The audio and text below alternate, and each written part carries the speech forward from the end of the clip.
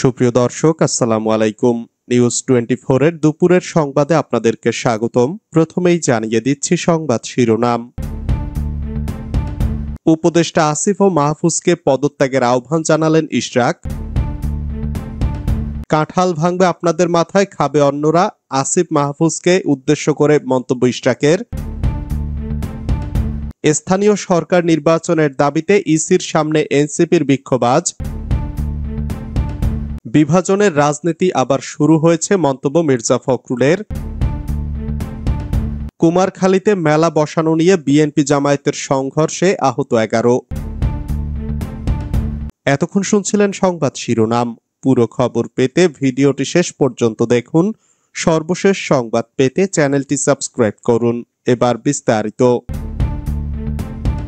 উপদেষ্টা আসিফ ও মাহফুজকে পদত্যাগের আহ্বান জানালেন ইশরাক। অন্তর্বর্তীকালীন সরকারের স্থানীয় সরকার, পল্লী উন্নয়ন ও সমবায় উপদেষ্টা আসিফ মাহমুদ সজীব ভুইয়া এবং তথ্য উপদেষ্টা মাহফুজ আলমকে পদত্যাগের আহ্বান জানিয়েছেন বিএনপির আন্তর্জাতিক বিষয়ক কমিটির সদস্য ইশরাক হোসেন। তিনি বলেন, এটাই সঠিক পদক্ষেপ হবে এবং আপনাদের নিয়ে রাজনৈতিক বিতর্কের অবসান ঘটবে। আজ বুধবার সকাল 8:52 নিজের ভেরিফাইড ফেসবুক প্রোফাইলে দেওয়া স্ট্যাটাসে তিনি আহ্বান জানান। ইশরাক হোসেন বলেন, গণতান্ত্রিক ভাষায় রাজনৈতিক শিষ্টাচার মেনে যৌক্তিক কারণে উপদেষ্টা আসিফ মাহমুদ এবং উপদেষ্টা মাহফুজ আলমকে অন্তর্বর্তীকালীন সরকারের সকল দায়িত্ব থেকে পদত্যাগের আহ্বান জানাচ্ছি। যেহেতু এটা প্রতীয়মান যে আপনারা রাজনৈতিক দলের সাথে সম্পৃক্ত আছেন, হয়তো আগামীতে সরাসরি যুক্ত হবেন এবং এটাও অনেকটা স্পষ্ট আপনারা নির্বাচন করবেন, তাহলে আপনাদের পদত্যাগের দাবি কি অযৌক্তিক, নাকি এটাই সঠিক পদক্ষেপ হবে এবং আপনাদের নিয়ে রাজনৈতিক বিতর্কের অবসান ঘটবে? তিনি বলেন, আপনাদেরই নাহিদ ইসলাম যে দৃষ্টান্ত স্থাপন করে গিয়েছে সেটাই অনুসরণ করুন। উনি চাইলে হয়তো আরো কিছুদিন মন্ত্রিত্ব করে তারপর এনসিপিতে যেতে পারতেন। একটা সময় ছিল সার্জিস আলম, হাসনাত আব্দুল্লাহরা জোরালোভাবে দাবি করলে ওনারাও হয়তো মন্ত্রিত্ব নিতে পারতেন, কিন্তু তারা রাজনীতি করবেন বলে সেই কর্মপন্থা বেছে নিয়েছেন। হয়তো একদিন জনগণের ভোটে নির্বাচিত হয়ে সরকার গঠন করলে পূর্ণাঙ্গভাবে মন্ত্রীর দায়িত্ব, ক্ষমতা ও সম্মান আবার পাবেন। ইশরাক হোসেন বলেন, আপনারা পদত্যাগ করলে বর্তমান সরকারের নিরপেক্ষতার ইমেজই বৃদ্ধি পাবে।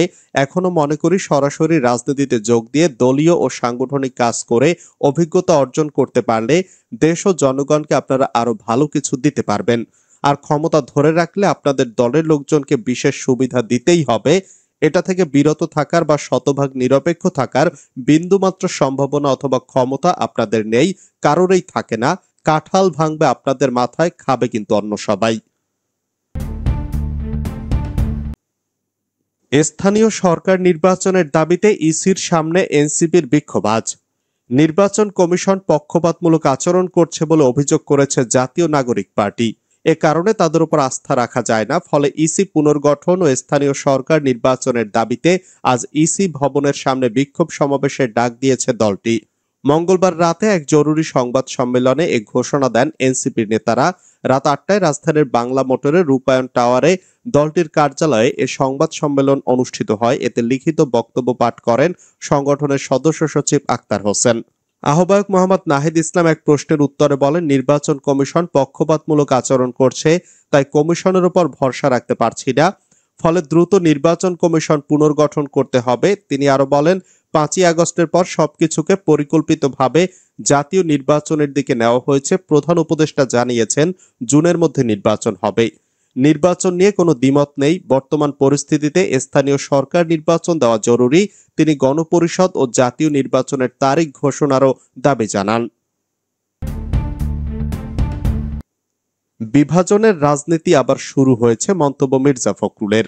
দেশে আবারও বিভাজনের রাজনীতি শুরু হয়েছে বলে মন্তব্য করেছেন বিএনপি মহাসচিব মির্জা ফখরুল ইসলাম আলমগীর। বুধবার সকাল 7টার দিকে নিজের ভেরিফাইড ফেসবুক আইডিতে এক পোস্টে তিনি একথা বলেন। বিএনপি মহাসচিব লিখেছেন, আপনারা নিশ্চয়ই লক্ষ্য করেছেন বিভাজনের রাজনীতি আবার শুরু হয়েছে। এখানে গোত্রে গোত্রে বিভাজন সৃষ্টি করার চেষ্টা করা হচ্ছে। সরকারের বিভিন্ন ইনস্টিটিউশনগুলোকে পরস্পরের মুখোমুখি করার একটা ষড়যন্ত্র চক্রান্ত শুরু করা হয়েছে। তিনি বলেন, আমরা দেখতে পাচ্ছি কিছু মানুষ সরকারের মধ্যে অনুপ্রবেশ ঘটিয়ে বাংলাদেশকে ভিন্ন দিকে নিয়ে যাওয়ার চেষ্টা করছে, ভিন্ন খাতে প্রবাহিত করার চেষ্টা করছে। ফখরুল বলেন, বাংলাদেশ জাতীয়তাবাদী দলের উপরে সবসময় গুরুদায়িত্ব এসে পড়ে। সেই দায়িত্ব হচ্ছে গণতন্ত্রকে প্রতিষ্ঠা করার দায়িত্ব, সেই দায়িত্ব হচ্ছে বাংলাদেশকে আবার নতুন করে গড়ে তোলার, সেই দায়িত্ব শহীদ প্রেসিডেন্ট জিয়াউর রহমান যে স্বপ্ন দেখেছিলেন, আমাদের দেশনেত্রী বেগম খালেদা জিয়া যে স্বপ্নকে বাস্তবায়িত করার কাজ করতে শুরু করেছিলেন, এখন যে তরুণ নেতা নতুন স্বপ্নের মধ্য দিয়ে বাংলাদেশকে গড়ে তোলার নেতৃত্ব দিচ্ছেন আমাদের দলের ভারপ্রাপ্ত চেয়ারম্যান তারেক রহমান, তাদের স্বপ্নগুলোকে, বাংলাদেশের জনগণের আশা আকাঙ্ক্ষাগুলোকে বাস্তবায়িত করার জন্য বিএনপির প্রতিটি নেতাকর্মীকে অত্যন্ত সজাগ ও সচেতনভাবে তাদের কাজ করতে হবে এবং রুখে দাঁড়াতে হবে যে কোনো ষড়যন্ত্র চক্রান্তের বিরুদ্ধেই। কুমারখালীতে মেলা বসানো নিয়ে বিএনপি জামায়াতের সংঘর্ষে আহত 11। কুষ্টিয়ার কুমারখালীতে প্রায় 150 বছরের ঐতিহ্যবাহী গাজীকালু চম্পাবতী মেলা বসানো নিয়ে বিএনপি ও জামায়াত ইসলামের দুপক্ষের পাল্টাপাল্টি ধাওয়া, ইটপাটকেল নিক্ষেপ ও সংঘর্ষের ঘটনা ঘটেছে। গতকাল মঙ্গলবার সন্ধ্যায় উপজেলার জগন্নাথপুর ইউনিয়নের হোগলা চাপাইগাছি বাজারে এই ঘটনা ঘটে। এতে উভয় পক্ষের অন্তত 11 জন আহত হওয়ার খবর পাওয়া গেছে। সংঘর্ষের সময় মেলায় দোকানপাট ভাঙচুর ও লুটপাটের ঘটনা ঘটেছে। এই ঘটনায় জামায়াত ও বিএনপি একে অপরকে পাল্টাপাল্টি দোষারোপ করছে। দেশের নিরাপত্তা পরিস্থিতি স্থিতিশীল রাখার আহ্বান প্রধান উপদেষ্টার। অন্তর্বর্তী সরকারের প্রধান উপদেষ্টা অধ্যাপক মোহাম্মদ ইউনূসের সভাপতিত্বে দেশের সার্বিক আইনশৃঙ্খলা পরিস্থিতি নিয়ে এক উচ্চ পর্যায়ের বৈঠক অনুষ্ঠিত হয়েছে। এতে রাজধানী সহ দেশের সর্বত্র নিরাপত্তা পরিস্থিতি স্থিতিশীল রাখার উপর গুরুত্বারোপ করা হয়েছে। মঙ্গলবার রাষ্ট্রীয় অতিথি ভবন যমুনায় উচ্চ পর্যায়ের এ বৈঠক শেষে প্রধান উপদেষ্টার প্রেস উইং একথা জানিয়েছে। বৈঠকে উপস্থিত ছিলেন স্বরাষ্ট্র মন্ত্রণালয়ের উপদেষ্টা লেফটেন্যান্ট জেনারেল জাহাঙ্গীর আলম চৌধুরী, পররাষ্ট্র উপদেষ্টা মোহাম্মদ তৌহিদ হোসেন এবং জাতীয় নিরাপত্তা উপদেষ্টা ডক্টর খলিলুর রহমান। সামরিক বাহিনীতে বিশৃঙ্খলা সৃষ্টিতে তথাকথিত বুদ্ধিজীবী বিপ্লবীরা উস্কানি দিচ্ছে দাবি নুরুল হকের। সামরিক বাহিনীতে বিশৃঙ্খলা সৃষ্টিতে তথাকথিত কয়েকজন বুদ্ধিজীবী আর হঠাৎ বিপ্লবী বনে যাওয়া কয়েকজন তথাকথিত ছাত্রনেতা উস্কানি দিচ্ছে বলে গণ অধিকার পরিষদের সভাপতি ও ডাকসুর সাবেক ভিপি নুরুল হক নূর নিউজের ফেসবুকে পেজে লিখেছেন। সোমবার রাতে তিনি এক পোস্টে লেখেন, সামরিক বাহিনীতে বিশৃঙ্খলা সৃষ্টিতে তথাকথিত কয়েকজন বুদ্ধিজীবী আর হঠাৎ বিপ্লবী বনে যাওয়া কয়েকজন তথাকথিত ছাত্রনেতা উস্কানি দিচ্ছে। তিনি আরো লেখেন, ঊর্ধ্বতন কর্তৃপক্ষের উচিত হবে এগুলোর বিরুদ্ধে শক্ত পদক্ষেপ গ্রহণ করে বিশৃঙ্খলা জড়িতদের মুখোশ জাতির সামনে তুলে ধরা। জনগণ দেশে স্থিতিশীলতা ও শান্তিপূর্ণ পরিবেশ দেখতে চায়। হঠকারিতাকে কেউ সমর্থন করেনি, ভবিষ্যতেও করবে না। চকরিয়ায় ছুরিকাঘাতে জামায়াত নেতা নিহত, ঘাতক আটক। কক্সবাজারের চকরিয়ায় জমির বিরোধ নিয়ে প্রতিপক্ষের ছুরিকাঘাতে ঘটনাস্থলে প্রাণ হারিয়েছেন জামায়াত নেতা আরিফুল ইসলাম। এ সময় গুরুতর আহত হন তার জ্যাঠাতো ভাই খায়রুল আলম। তাকে প্রথমে উপজেলা স্বাস্থ্য কমপ্লেক্স ও পরে চট্টগ্রাম মেডিকেল কলেজ হাসপাতালে প্রেরণ করা হয়েছে। মঙ্গলবার দুপুর 12:15টার দিকে উপজেলার কৈয়ারবিল ইউনিয়নের 6 নম্বর ওয়ার্ডের হাসিমার কাটস্থ শিকদারপাড়ায় এই ঘটনা ঘটে। নিহত আরিফুল ইসলাম শিকদারপাড়ার আলতাফ আহমদ চৌধুরীর ছেলে। তিনি বাংলাদেশ জামায়াত ইসলামের কৈয়ারবিল ইউনিয়নের 6 নম্বর ওয়ার্ড জামায়াতের বাইতুল মাল সম্পাদকের দায়িত্বপ্রাপ্ত ছিলেন। আহত খায়রুল আলমের বাবার নাম জামাল হোসেন চৌধুরী।